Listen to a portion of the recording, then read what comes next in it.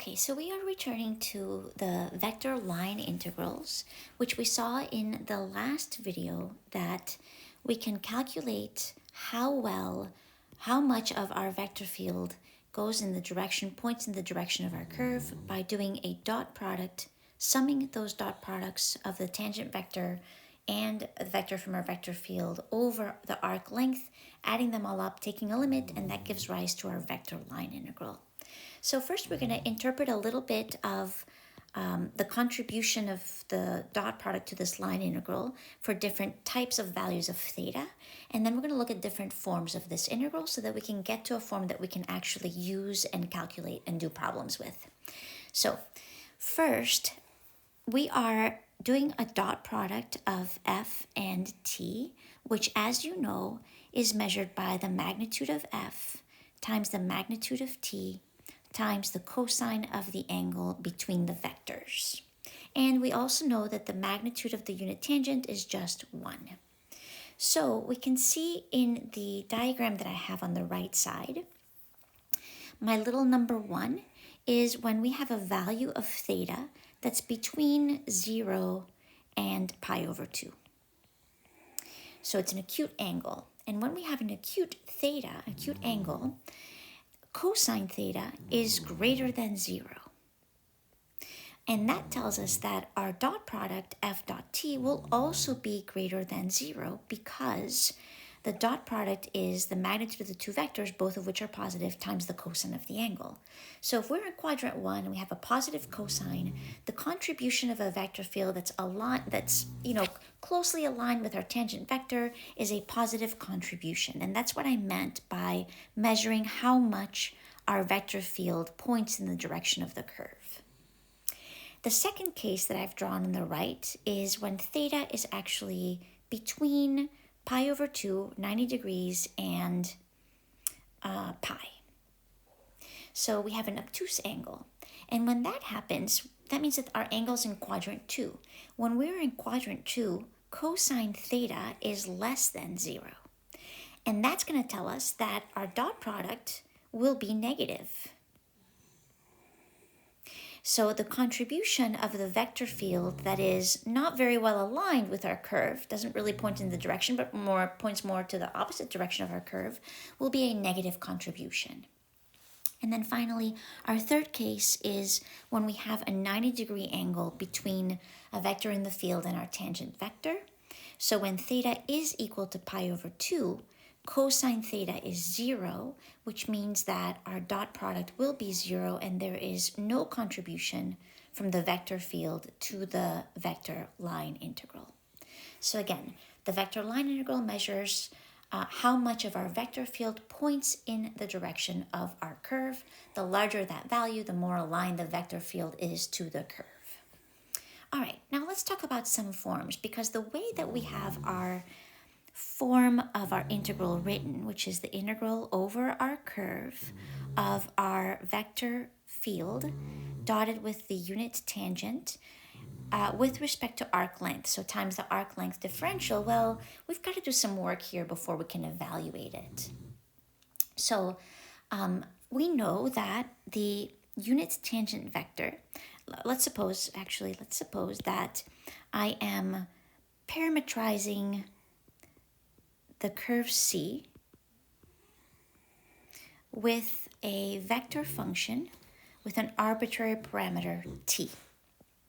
And our vector field is a vector field in R3 that's composed of 3 components that are functions of x, y, and z. Okay, so our unit tangent vector along our curve is always the velocity of the curve divided by the magnitude of that velocity. So it's a unit vector, so we divide by the magnitude, and points in the direction of the curve. That is the unit tangent vector. Also, as we saw in class, we recalled that the arc length differential is related to t by a factor of the magnitude of r prime of t, dt. So we have a relationship between s and t.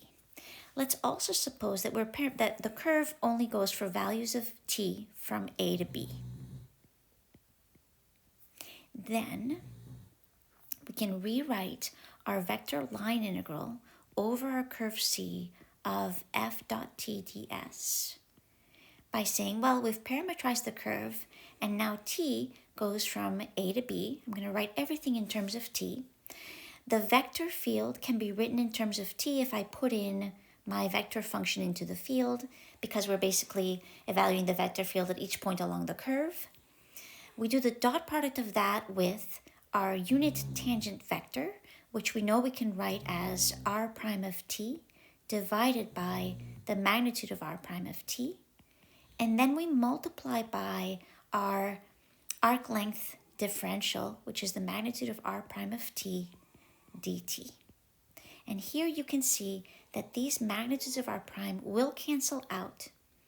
And we can then simplify this to a form that we'll be able to use to evaluate the integral from t equal a to b of our vector field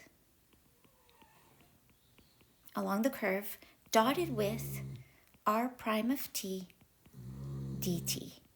And once we have it in this form, we will be able to evaluate our vector line integral. So this is an important form, so I'm just going to box this in so that you realize that this is important to help us evaluate, because once we've changed everything to be in terms of one variable, then it becomes a type of integral that we've done in single variable calculus. I'm going to explain one more form in this video, and then I'll follow with some examples. So an additional form in which we might see this integral. So another form of the vector line integral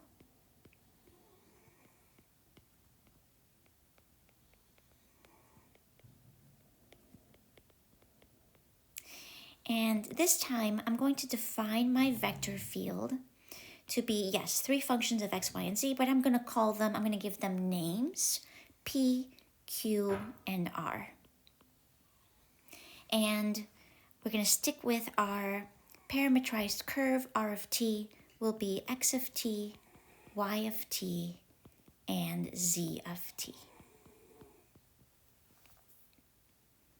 So that means that r prime of t, which I know that we need to evaluate the vector line integral, r prime of t is x prime of t, y prime of t, and z prime of t.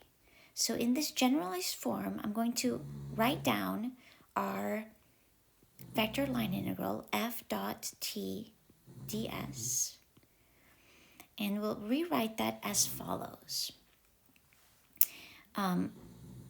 We'll write the integral of our curve, and now let's say from t equals a to t equal b, and I suppose that I've rewritten our components of my vector function in terms of t, and this is dotted with x prime of t, y prime of t, and z prime of t by definition of our vector line integral. And now this is dt, right? So this piece is our r prime of t dt, and we're doing the dot product with our vector field. And so, well, okay, if we go ahead and carry that out, we're gonna generate a new form of the integral that might be useful in some situations. So if we do the dot product, we'll have p times x prime of t plus q times y prime of t plus r times z prime of t dt. And we can actually distribute this dt and rewrite this as follows. Integral from a to b of p x prime of t dt plus q y prime of t dt plus r z prime of t dt. And now we're going to recall something about changing variables.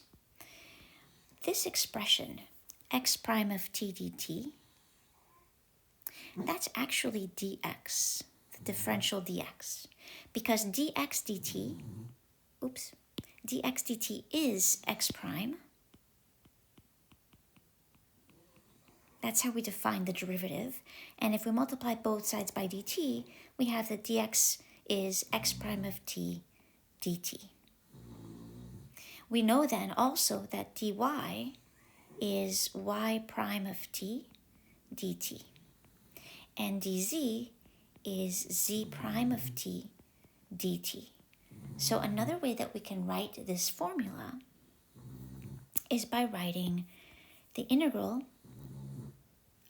over a curve of our vector field dotted with the tangent vector ds can also be expressed as follows. Integral from t equals a to b, and we have p dx plus q dy plus r dz.